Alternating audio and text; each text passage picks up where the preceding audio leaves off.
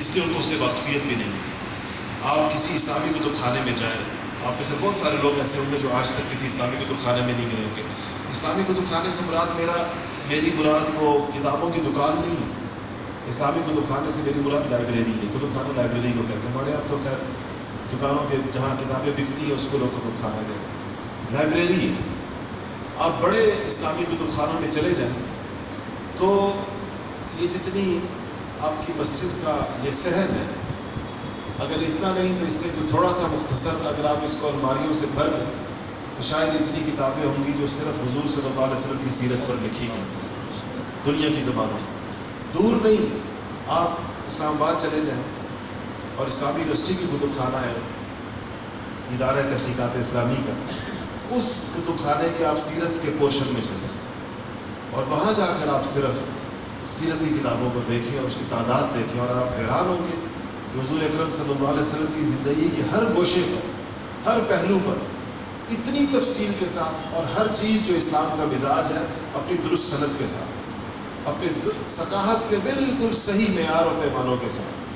پھر یہ حدیث نبی کریم صلی اللہ علیہ وسلم کی احادیث جس طریقے کے ساتھ محفوظ کی گئی ہے, اس پر جتنی مشقت ہوئی ہے, اس پہ جتنے ہزار لوگوں نے بلکہ لاکھوں لوگوں نے, ایک مستشرق نے لکھا ہے کہ مسلمانوں کے پاس جو حدیثوں کا ذخیرہ ہے, اس ذخیرے کو اوتھینٹک بنانے میں, اس کو ثقافت کے اعلیٰ پیمانوں تک پہنچانے میں, اس کی درستی اور اس کی تصحیح میں کہ حضور اکرم صلی اللہ علیہ وسلم کی طرف اگر کوئی بات منسوب ہو تو وہ پورے درست اور صحیح ثبوتوں کے ساتھ منسوب ہو. اس عمل میں اور علم کی اس شاخ کی اس خدمت میں 5 لاکھ لوگوں نے اپنی زندگیاں لگائیں, یعنی راویوں نے. اس کے مراد یہ نہیں کہ آج تک حدیث تعلیم کی تعداد 5 لاکھ رہی ہے, مطلب وہ لوگ جو حدیث کے بیان میں کے ذیل میں جن کا نام آتا ہے, جن کے ناموں کے ساتھ وہ حدیث کی سندیں بیان کی جا رہی ہوتی ہیں, ان لوگوں کی تعداد 5 لاکھ سے زیادہ ہے. اتنی بڑی تعداد میں وہ لوگ ہیں جنہوں نے اس پر کام کیا اور اس پر محنت کی. یہ مسلمانوں کا بہت بڑا سرمایہ فخر ہے, اور یہ اللہ جل شانہ کا نظام ہے کہ اس کو اللہ نے محفوظ رکھا ہے, اور اس کو محفوظ رکھا ہے نبی کریم صلی اللہ علیہ وسلم کی ختم نبوت کی وجہ سے. یہ نہیں کہ پچھلے نبیوں کی چیزیں اللہ جل شانہ کو محبوب نہیں تھی تو وہ محفوظ نہیں رہی. اصل بات یہ تھی کہ چونکہ وہ ختم نبوت نہیں تھی وہاں پر, ایک کے بعد اگلے نبی نے آنا تھا. جب اگلے نبی نے آنا ہے تو ظاہر بات ہے کہ جو بعد میں نبی آئے گا اتباع بھی اس کی ہوگی, کتاب بھی اس کی چلے گی, شریعت بھی اس کی چلے گی. تو پچھلے نبی کی شریعت اور اس کی کتاب کے منسوخ ہو جانے کی وجہ سے اس کو محفوظ رکھنے کا کوئی قدرت کی طرف سے نظام نہیں رکھا گیا. قدرت نے نہیں محفوظ رکھا اس کو. نبی کریم صلی اللہ علیہ وسلم کے بعد چونکہ نبی نے نہیں آنا تھا اور قرآن کے بعد چونکہ کتاب نے نہیں اترنا تھا, اس لیے اللہ جل شانہ نے اس کی حفاظت کا ایک خدائی نظام قائم کیا کہ یہ چیزیں محفوظ رہیں گی, اور الحمدللہ یہ چیزیں آج محفوظ ہیں. لیکن اس کے محفوظ ہونے کا فائدہ ہمیں کیا, ہم صرف اس میں فخر کرتے رہیں کہ یہ محفوظ ہے؟ اس کے محفوظ ہونے کا فائدہ تو اس وقت ہوگا جب ہمارا اس کے ساتھ کوئی تعلق ہوگا, جب ہمیں اس علم سے ہم کوئی استفادہ کر رہے ہیں. اپنی زندگی میں مستقل مشکل مراحل آتے ہیں, اپنی زندگی میں انسان کی آزمائشیں آتی ہیں, امتحانات آتے ہیں. کیا زبردست ہوگی وہ زندگی, اور کتنی اچھی ہوگی وہ تربیت, اور کتنا اچھا ہوگا وہ مزاج اور وہ فطرت کہ کسی انسان کو اپنی زندگی میں جب بھی کوئی دو راہ نظر آئے کہ جس میں ایک سے زیادہ راہیں نکلتی ہوں اور اس کو فیصلہ کرنا ہو کہ میں نے ادھر جانا ہے یا ادھر جانا ہے, اس وقت وہ یہ سوچے اس موقع پہ رسول اللہ صلی اللہ علیہ وسلم کا عمل کیا, اس موقع پہ رسول اللہ صلی اللہ علیہ وسلم کا طریقہ کیا. ایسی آزمائشوں میں, ایسی مشکلات میں نبی کریم صلی اللہ علیہ وسلم کیسے گزرے, یا آپ کی تربیت یافتہ حضرات صحابہ کی جماعت کیسے گزری, یہ ایک مسلمان کی سوچ کا اصل ہے. مسلمانوں کے نظام تعلیم میں جب تک یہ چیز نہ ڈالی جائے کہ وہ اس طریقے کے ساتھ سوچنے والے بن جائیں, اس وقت تک ان کو صحیح مسلمان نہیں قرار دیا جا سکتا, نظریاتی مسلمان نہیں اس کو کہا جا سکتا.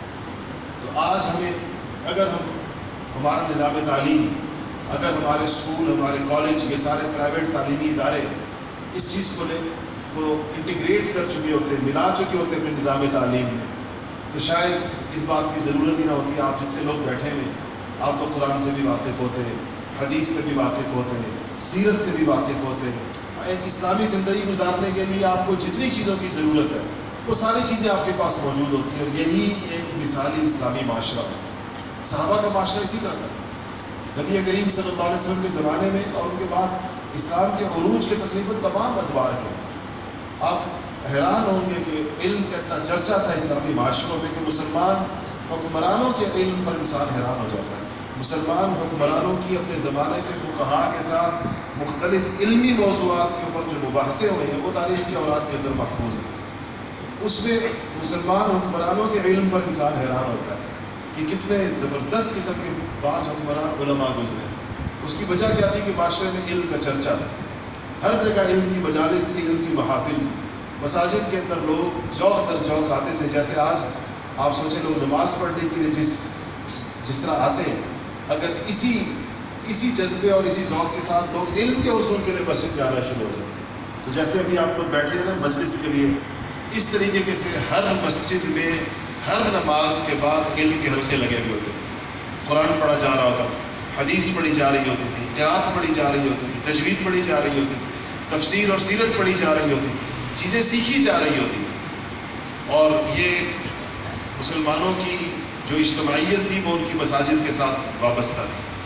یہ ان کی تعلیم گاہیں تھی, یہ ان کی تربیت گاہیں تھی.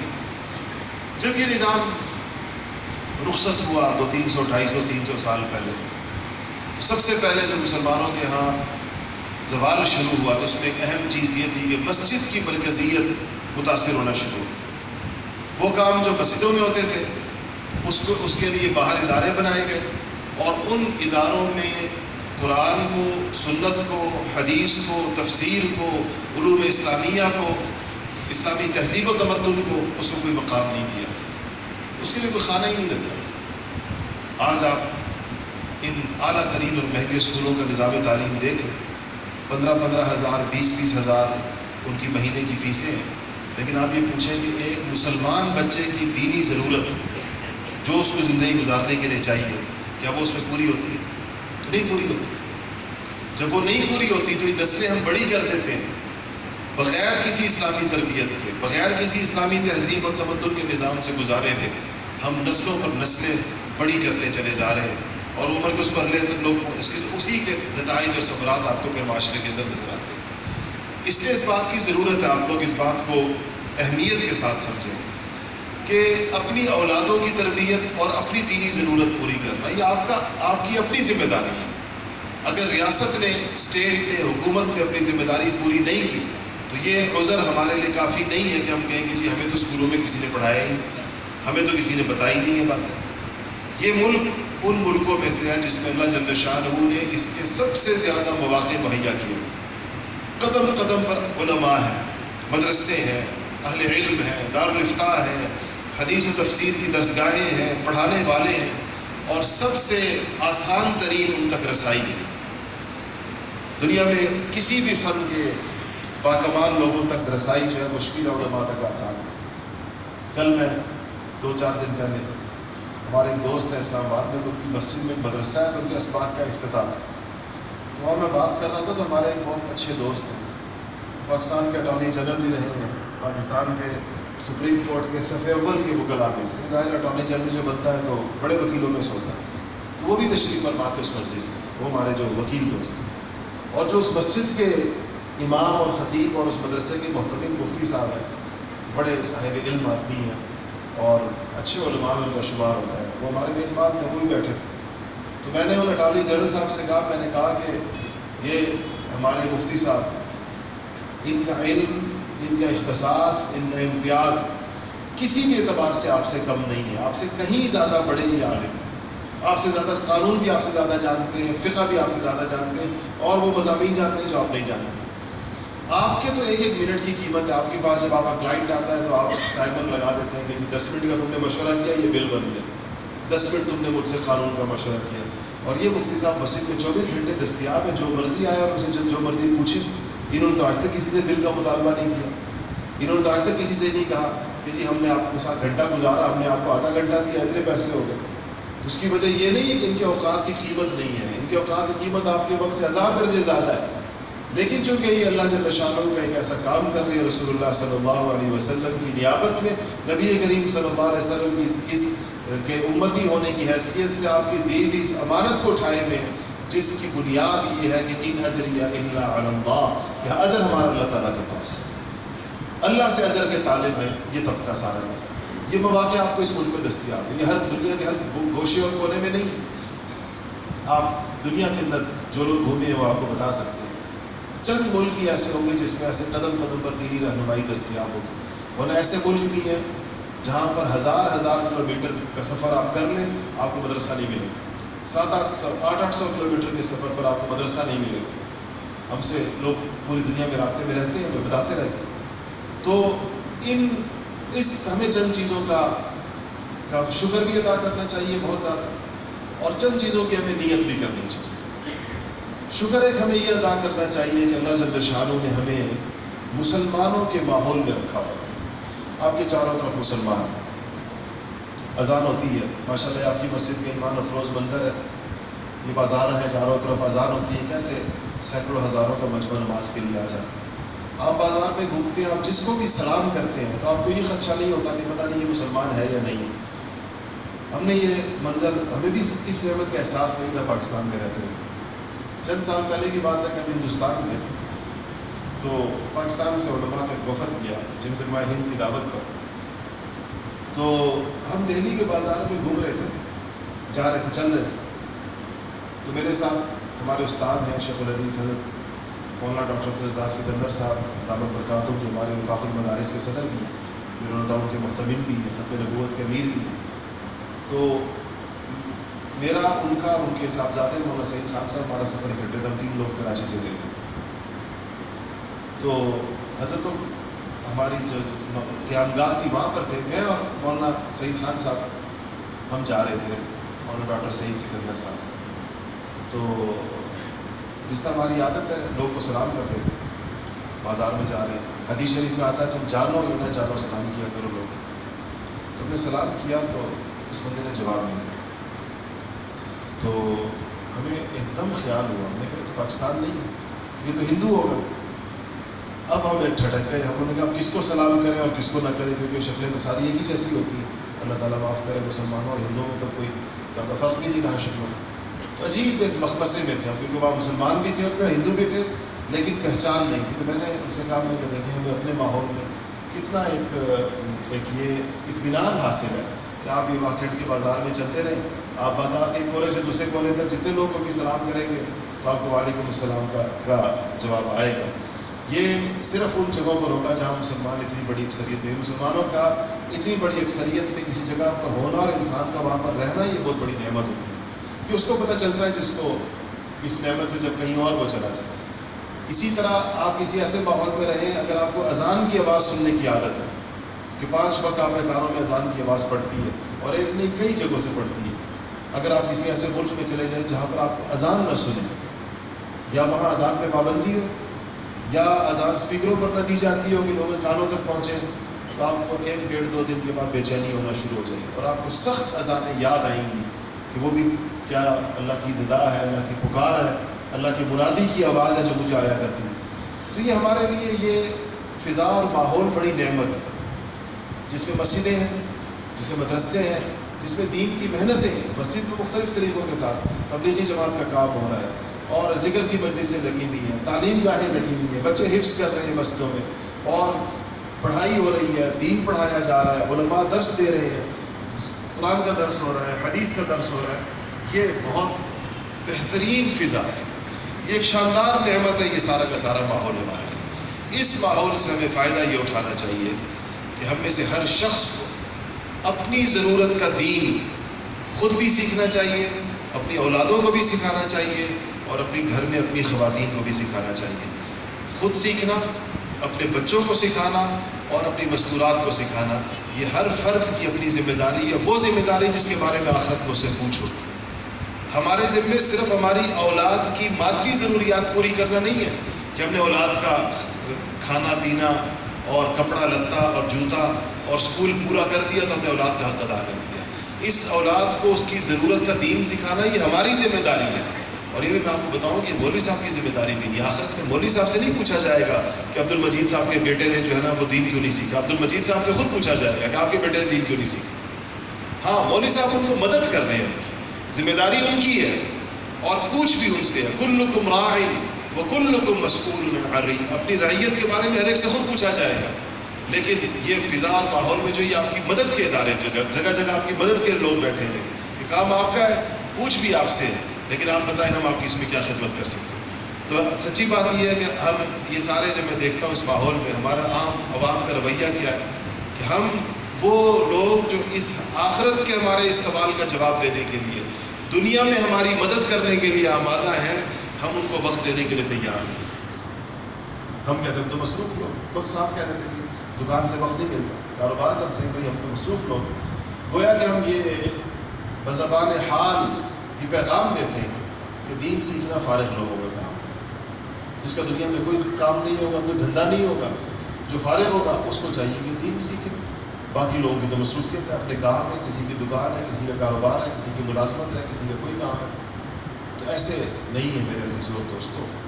یہ ہمارے فرض دین کی مقدار ہے جو ہر مسلمان مرد و عورت کے اوپر فرض ہے. اس کا اس سے پوچھا جائے گا جیسے باقی چیزوں کو پوچھا جائے گا, اسے نماز کی طرح پوچھی جائے گی. اپنی اولادوں کو دین سکھانا ہمارے ذمے ہے, ہم سے اس کا پوچھا جائے گا.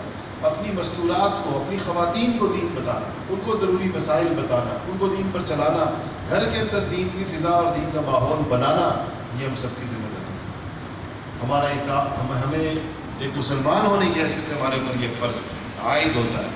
اور اگر ہم ایسا کرنے میں ناکام ہو گئے خدا نخواستہ, تو آہستہ آہستہ ہمارے گھروں سے دین نکلنا شروع ہو جائے گا. اور آپ پھر وہ منظر بھی انہی مسلمانوں کے گھروں کے اندر دیکھ رہے ہیں اپنی, اور اگر آپ کا مشاہدہ نہیں ہے تو ہم دیکھ رہے ہیں کہ انہی گھروں کے اندر مسلمانوں کے انہی اسلامی ناموں کے ساتھ مرتد پیدا ہو رہے ہیں. وہ لوگ پیدا ہو رہے ہیں جنہوں نے دین کو چھوڑ دیا, نئی نسلوں کو, جو بنیادی نظام اعتقاد جو مسلمانوں کا اس کے انکاری نہیں. کوئی جنت کو نہیں مانتا, کوئی جہنم کو نہیں مانتا. پتہ نہیں آپ لوگوں کا نئی نسلوں کے ساتھ تعلق ہے یا نہیں. ہم لوگ نئی نسل کے سوالوں کے جوابات دیتے ہیں سارا دن. ہمارے پاس لوگ آتے ہیں, اپنے اشکالات لے کر آتے ہیں, اپنے سوالات لے کر آتے ہیں. ہمیں حیرت ہوتی ہے کہ انہیں مسلمانوں کے گھروں میں ایسے بچے پیدا ہو رہے ہیں. اور والدین کو بھی تشویش ہوتی ہے جب ان کو پتہ چلتا ہے.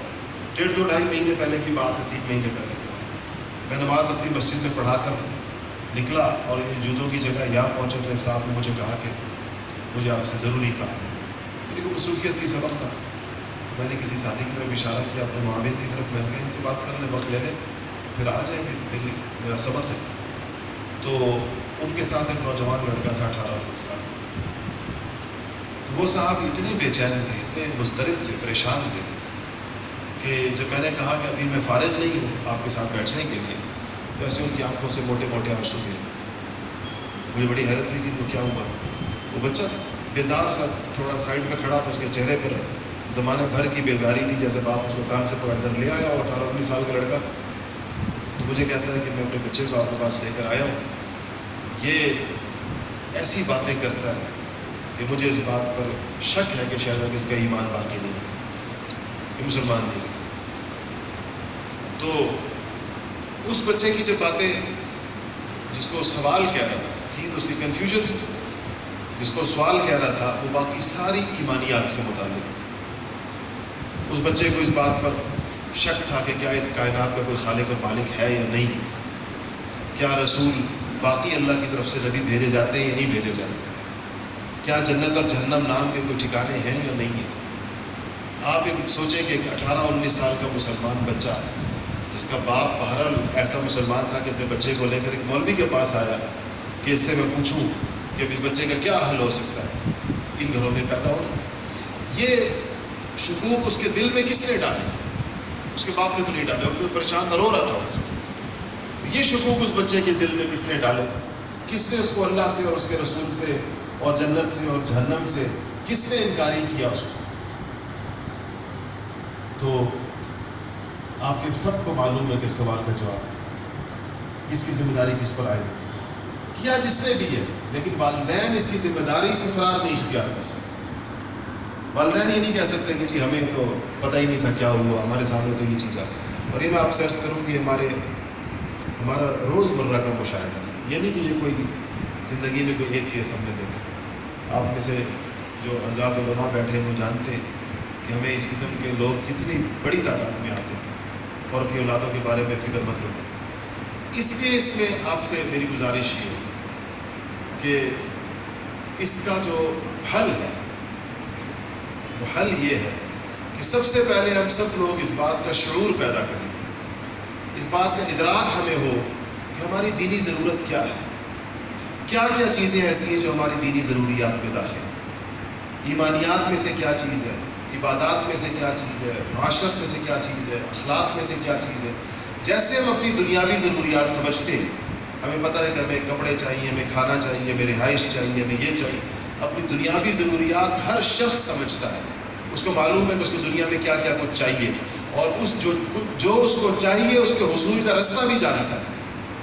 آپ نے کبھی سنا ہے کوئی بندہ یہاں پر آ کر ہم سے پوچھے کہ جی مجھے روٹی چاہیے، رستہ کیا ہے، بتائیں روٹی کیسے کمائی جاتی ہے؟ ہر بندہ جانتا ہے اپنے لیے کوئی نہ کوئی رستہ اختیار کیا ہے۔ تو ہم اپنی دینی ضروریات کیوں نہیں جانتے؟ اس کا ہمیں علم کیوں نہیں ہے؟ اس کی وجہ یہ کہ اہمیت نہیں ہے، یہ نہیں کہ سمجھ نہیں ہے یا عقل نہیں ہے یا فہم نہیں ہے، اہمیت نہیں ہے۔ ہم سمجھتے ہو دور کی بات ہے تو مرنے کے بعد دیکھا جائے گا، ابھی تو زندگی کے بڑے مسئلے ہمارے سامنے ہیں، تو مرنے کے بعد کی تمام چیزوں کو ہم نے مؤخر کیا ہوا ہے، پینڈنگ میں ڈالا ہے کہ اس کے ساتھ بعد میں دیکھا جائے گا۔ اور یہ بات تو نہیں آتی لیکن موت آ جاتی ہے۔ وہ جس بات کے لیے ہم نے اس کو مؤخر کیا ہے، وہ بات آنے سے پہلے موت کا فرشتہ آ جاتا ہے انسان کے ساتھ، اور یہ سارا کا سارا سب کچھ لپیٹ دیا جاتا ہے۔ صبح و شام کے مناظر دیکھتے ہیں کہ دنیا میں جانے والے کتنی ایمرجنسی کے عالم میں اور کیسے اچانک اور کس طریقے کے ساتھ بغیر کسی نوٹس کے دنیا سے لوگ جا رہے ہیں۔ اس لیے ہمیں اپنی دینی ضروریات کا سب سے پہلے ادراک ہونا چاہیے، ہمیں معلوم ہونی چاہیے چیز ہماری ضرورت ہے۔ اس میں یاد رکھیے گا کچھ علم ہماری ضرورت ہے، اس علم کے بعد عمل ہماری ضرورت ہے، اور عمل پر آنے کے لیے ماحول ہماری ضرورت ہے۔ ماحول کے بغیر انسان عمل پر نہیں آتا۔ اور آپ کے لیے یہ ساری ضروریات آپ کی مساجد پورا کرنے کی کوشش کرتی ہیں۔ مولانا قاسم صاحب تشریف فرمائیں، ان کو اتنی فکر ہوتی ہے آپ کے لیے کہ یہاں ذکر کی مجلس ہو، بیچارے مجھے 20 دفعہ کہتے ہیں تو کوئی ایک دفعہ ہم سفر کر پاتے ہیں۔ ابھی بھی بار بار انہوں نے مجھے فرمایا کہ آئیں یہاں پر کوئی ذکر کی مجلس ہو تاکہ ان لوگوں کو فائدہ ہو جو چاروں طرف لوگ مسجد میں آتے ہیں، ان کے لیے کوئی فضا اور ماحول بنے، اللہ کا نام سنیں، اللہ کا نام لیں یہ لوگ۔ یہ آپ کے ساتھ خیر خواہی ہے، آپ کے لیے ایک دینی موقع آپ کو فراہم کرنا ہے، اس کے ماحول کی ضرورت ہوتی ہے۔ الحمدللہ ایسی مساجد جہاں پر اس قسم کا فضا ہو، جہاں دینی مجالس ہوں، جہاں پر مدرسے ہوں جس میں طلبہ اللہ کا نام لیتے ہوں، جو اللہ کا نام کلام یاد کرتے ہوں، احادیث پڑھائی جاتی ہوں جہاں پر، اور جہاں پر اللہ کا ذکر کرایا جاتا ہو، ذکر کیا جاتا ہو، یہ مواقع ہیں بہت بڑے۔ اس میں بہت نعمت کے احساس کے ساتھ، قدردانی کے احساس کے ساتھ اس میں بیٹھنا چاہیے۔ تو 3 چیزیں میں نے آپ سے عرض کی کہ علم دین کی فکر کریں، اپنے بھی، بچوں کے بھی، گھر والوں کے۔ عمل کی فکر کریں کہ ہم عمل پر کیسے آئیں گے، صرف علم حاصل کرنا کافی نہیں ہوتا، اور عمل پر آنے کے لیے ہم اپنے گھر کا ماحول کیسے بنائیں گے اور مسجد کے ماحول میں اس حوالے سے ہم کیسے جڑیں گے۔ مسجدوں میں آپ لوگ تشریف لائے ہوئے بہت سے لوگ ہو سکتا ہے دیگر مساجد سے آئے ہوں، علاقے سے آئے ہوں، آس پاس سے، اڑوس پڑوس سے آئے ہوں گے۔ ہم یہ چیز اپنے اپنے محلوں میں کیسے شروع کریں گے، کیسے اس کو رکھیں گے، اس کے لیے یہ 2-4 ہماری ترتیبات ہیں۔ ایک الحمدللہ ہمارے ذکر کی مجالس ہوتی ہیں، یہاں پر اسی سلسلے میں سے پہلے بھی حاصل ہوا بات کئی دفعہ، اور ہم نے مجلس کی بھی مجلس ہوگی انشاءاللہ ذکر۔ ایک یہ جو میں نے عرض کیا کہ ہم نے سیرت کے حلقے قائم کیے پورے ملک کے اندر، پاکستان کے ایک کونے سے لے کے دوسرے کونے، اسی سلسلے کا ایک حلقہ اس مسجد کے اندر بھی قائم ہوا جس کا آج آغاز تھا، جس کی آج بسم اللہ تھی۔ ہمارے عزیز بھائی اشرف ملک صاحب پڑھائیں گے یہاں پر، اور کافی لوگوں نے اس میں داخلہ لیا ہے، مجھے نہیں پتا کتنے لوگوں نے لیا، 50 لوگوں نے الحمدللہ، اس کے اشتہار لگے تھے، آپ لوگوں نے دیکھے ہوں گے، تو 50 لوگوں نے اس کے اندر داخلہ لیا۔ میں آپ سب لوگوں کو ابھی بھی کہتا ہوں، مجھے نہیں پتا ان کا نظم کیا ہے، مولانا صاحب کو پتا ہوگا، لیکن آپ لوگوں کے پاس ابھی بھی موقع ہے کہ اس میں شامل ہو۔ اگر ایک حلقہ چھوٹا پڑ گیا کوئی بات نہیں، دوسرا حلقہ بھی قائم کر سکتے، لیکن اس میں کیا ہے، سیرت میں کیا، نبی کریم صلی اللہ علیہ وسلم کی زندگی آپ کی پیدائش سے لے کر، بلکہ آپ کے اجداد سے لے کر، ابراہیم علیہ نبینا علیہ السلام سے لے کر نبی کریم صلی اللہ علیہ وسلم کی دنیا سے تشریف لے جانے تک کی جو زندگی ہے، یہ ہفتے میں صرف ایک دن 2 گھنٹے کی کلاس ہو 6 مہینے کی، اس میں اس کو پڑھایا جاتا ہے تاکہ ہمارے سامنے آپ صلی اللہ علیہ وسلم کی زندگی ایک کھلی کتاب کی، اور اس کی وجہ سے ہمیں اس چیز میں آسانی ہو کہ ہمیں پتہ چلے کہ دینی زندگی کیسے گزاری جائے۔ درود شریف پڑھیں۔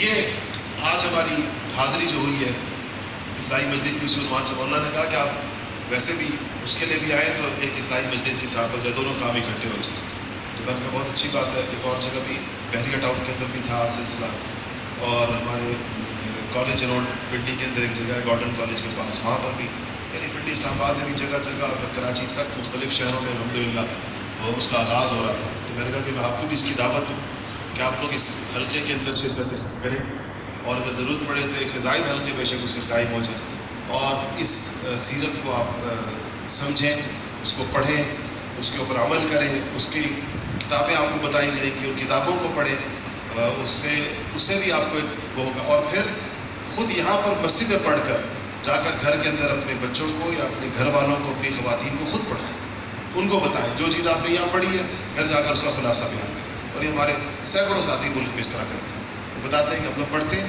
اور گھر جاتے ہیں، والدین کو، بوڑھے والدین کو، بیویوں کو، بہن بھائیوں کو، مختلف لوگ کہتے ہیں ہم نے جو یہاں پر پڑھا ہوتا ہے اس کا خلاصہ جا کر گھر کے اندر ان کو پڑھاتے ہیں، تو پورے گھر کے اندر ایک فضا اور ایک ماحول اس کے نتیجے میں قائم ہوتا ہے۔ تو اس کی انشاءاللہ ارادہ کیا سب لوگوں نے، انشاءاللہ پڑھیں گے نا، انشاءاللہ اللہ عمل کی توفیق دے بھی انشاءاللہ ذکر